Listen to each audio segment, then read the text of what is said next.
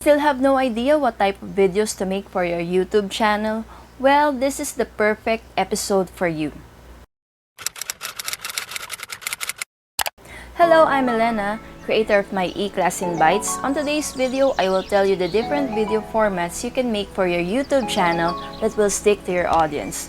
Also, as a way to celebrate my birthday today, you must watch till the end of the video for a special surprise. These ideas are based from Matt Gielen's taxonomy of video formats.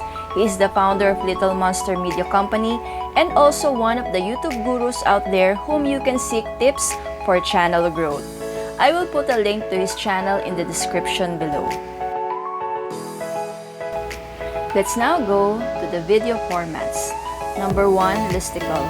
Under this format are top 10s, hauls, or compilations. Second are explainer videos about science, how-to tutorials, and other educational videos. Number 3, commentary.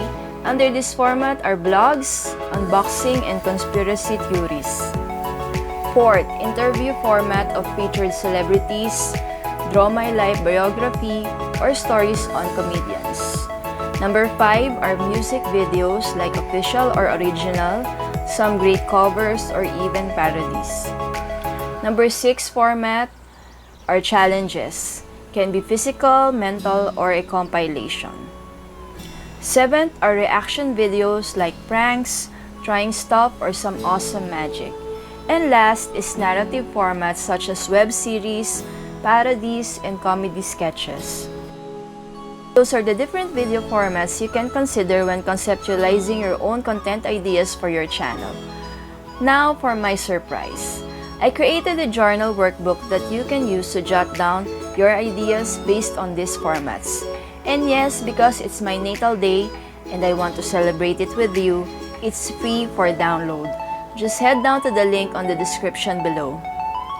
Thanks for watching this video. Give it a like, share, and subscribe to my channel if you want to learn more about education, technology, or content creation.